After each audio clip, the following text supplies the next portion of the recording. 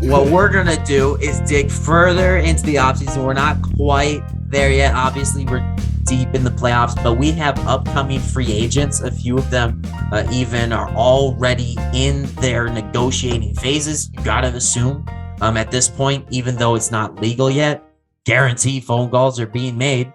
So we're going to talk about our top free agents, where we think they could land, and why it makes sense for them to go there. So first of all, Dalton, who's your top free agent? This is a very limited class, and for argument's sake, it's going to be Lavine, obviously. So Lavine's the top free agent, but he's miles ahead of everyone else. So I concentrated more on like the role players and guys like that.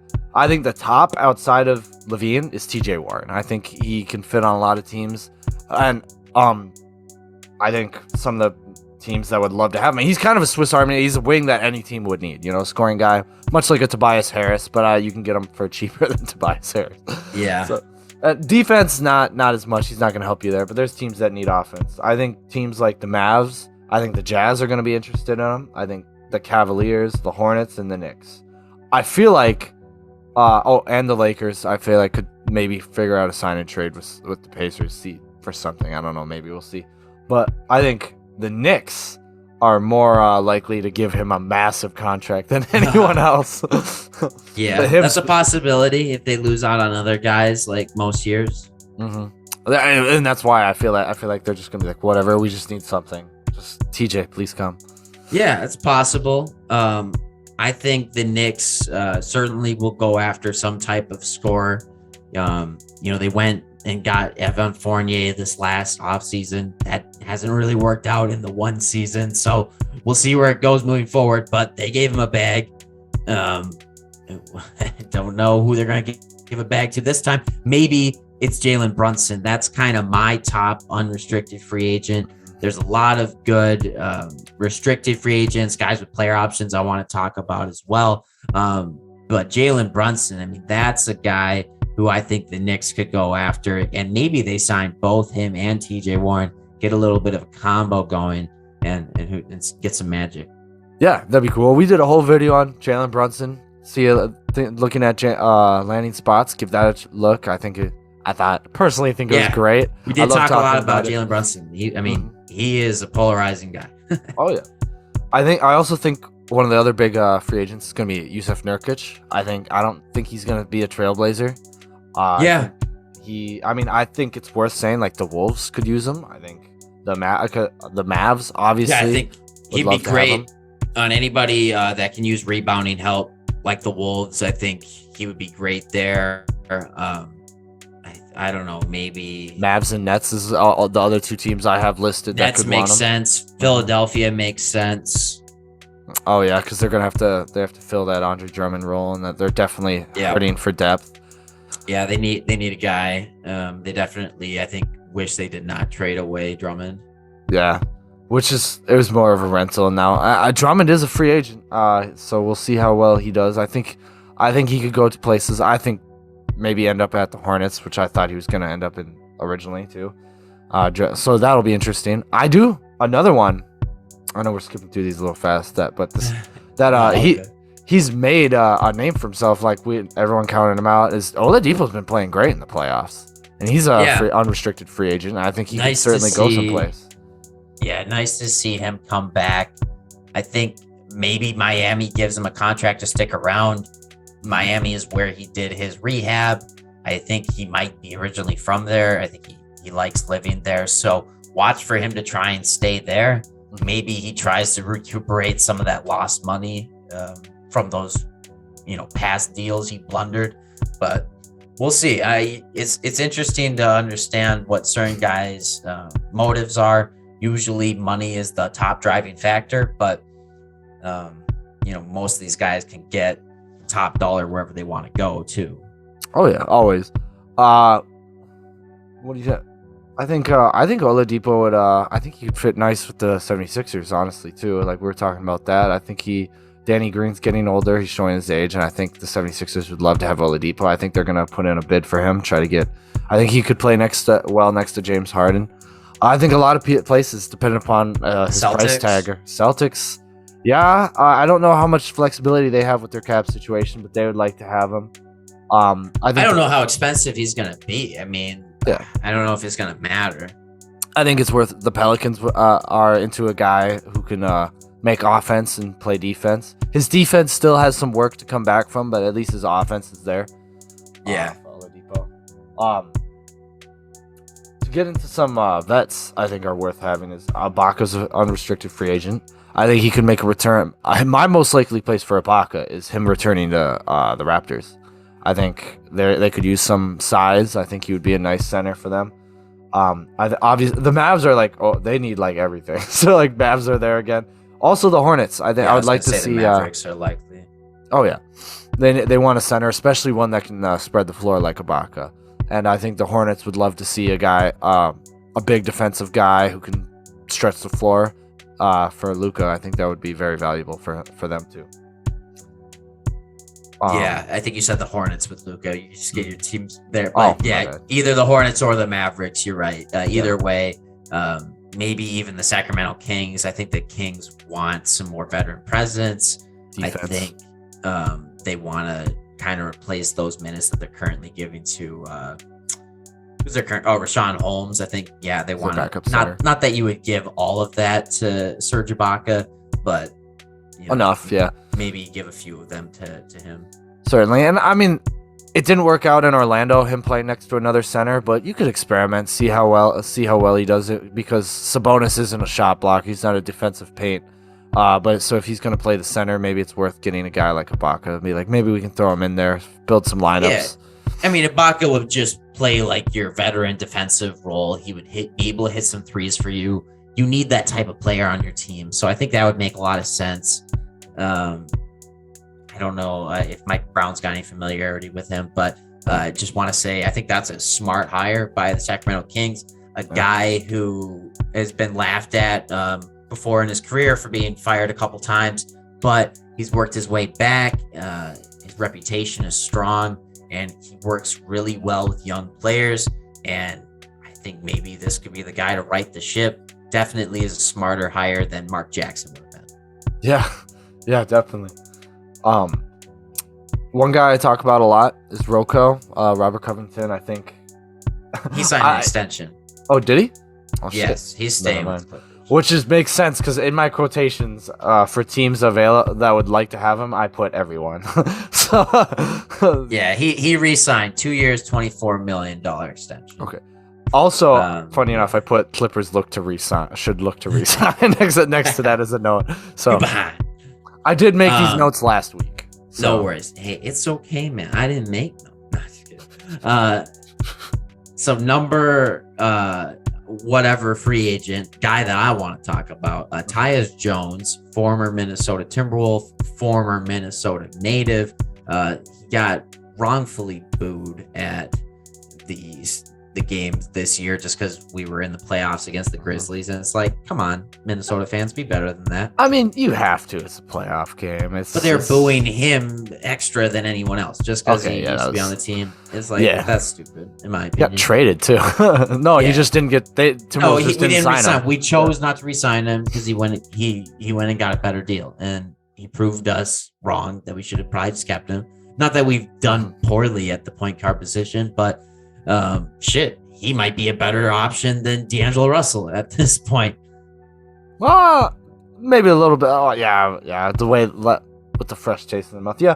I think there's a lot of places he could end up. I think the Clippers would like to have him if they can afford a. Well, he'd probably get a lower mid-level contract. Is what I think Lakers would be ecstatic, happy to grab him. Maybe. 76ers as a backup. Yeah, teams in the East. I think the Bucks would certainly like to fill that George Hill role. I think he could fit well with the Bucks. I think that would be nice. I think he deserves a bigger role than that. But I did think the Bucks was a possibility. But I think someone will give him a slightly bigger role. Even possibly the Pistons would bring him in, give him a nice contract if he just wants to go for money. I could see that because they're like, hey, he's basically what we wanted Killian Hayes to be. Let's just bring him in. Yeah. Oh, Like, yeah. Killian Hayes is a lot bigger, but Killian Hayes fucking sucks too. So if there's any Killian Hayes fans in our comments, leave me alone, because last time you guys commented, you were all wrong. Dead wrong. All of them. All of them were wrong. All of them dead wrong. I think the Bulls would really like to have him, actually. They'd love to have a guy off the bench, and Kobe White's not working out. Maybe they do a sign and trade. I think the Grizzlies would take Kobe White. Why would they not? I mean, they have everything that he lacks, so that would make sense. If you could get anything when you're losing a guy like Tyus in free agency, I think that would be great. Otherwise, you wouldn't expect that. But yeah, the Bulls would love a guy like him for sure. Yeah, maybe he could go play with his brother. Is Trey still with the Spurs? Trey Jones? I think so. Who I'm hoping the Spurs actually sign is Zach Lavine, top free agent. Yes. He would fit great next to DeJounte Murray. I wasn't even thinking about that. That would be awesome. Yeah, I think that's a fantastic fit for him. He gets to kind of be the first scoring option, with DeJounte Murray being the face of the team, and he gets to kind of go lay low there, or maybe a better atmosphere for his personality compared to Chicago. And he gets to play under Greg Popovich, who he's got experience with from Team USA. Yep. And I think Greg Popovich could obviously pull a lot out of him. And Popovich has experience coaching DeMar DeRozan. So I'm sure DeRozan had plenty of things to tell Lavine about what it's like to be in San Antonio. Yeah. Nothing but good things for Greg. That'd be great for him. That'd be awesome. But we're doing a whole thing about Lavine landing spots, so I'll move it. But Thad Young is my last guy I put. I think he's so much valuable on a lot of teams. Wolves. I put Warriors. I think he could certainly end up on the Warriors. Be that Otto. I mean, Otto Porter's more of a wing role, and he doesn't shoot. I know the Warriors like that. But Bulls. I can see him back on the Bulls. Play next to Vooch. And the Bucks. I think the Bucks would love to take him. But they're still trying to find that PJ Tucker replacement. It wasn't Serge. He's getting like no minutes. So I think Thad could definitely be that guy. Yeah, that's great. I really want to see him get some solid minutes on a playoff team next year. I'll mention the last few players I had written down. A few guys that I think were just too good of players for you to want to talk about, but I still want to put a light on them. Gary Payton II, he's 29 years old, just fractured his elbow from a cheap hit by Dylan Brooks, but nonetheless, he's going to be a free agent, and I think the injury is not going to really affect what he can get in free agency. I think he could still get a fine contract. He's a really good defender, he proved, and he can start in key games. So it'll be interesting to see where he goes. Does Golden State offer up something to just keep him around? I think somebody will throw in I know we've mentioned them a lot, but I think the Mavs would love to have an elite defensive guy like that. I mean, they have Dorian Finney-Smith, who's great for them, but I think he would fit well with them. Even guys like the Utah Jazz, I mean, they would love that flexibility to have a guard that can do the things Gary Payton can do. That'd be awesome. I don't see him getting more than $5 million per year. So yeah, I was thinking maybe Houston Rockets or Utah Jazz, I think would be fantastic for sure. Maybe the Boston Celtics or the Miami Heat. But I think the Golden State Warriors should look to keep him around for sure. Oh, yeah, he'd fit right into Heat culture. That'd be great. But for sure, the Warriors should look to keep him. I don't know if they can afford him, however. So yeah. Bradley Beal is on a player option. Now, big question is, do the Wizards give him the 5-year, $250 million extension? Yeah, I don't know. Bradley's probably going to stay. This guy just gives a shit about money. At this point, I'm like, whatever. I'm sick of talking about trades. I'm like, he's not moving. If he does, cool. But I'm like, whatever. We've been talking about this for like 6 years. It's not happening.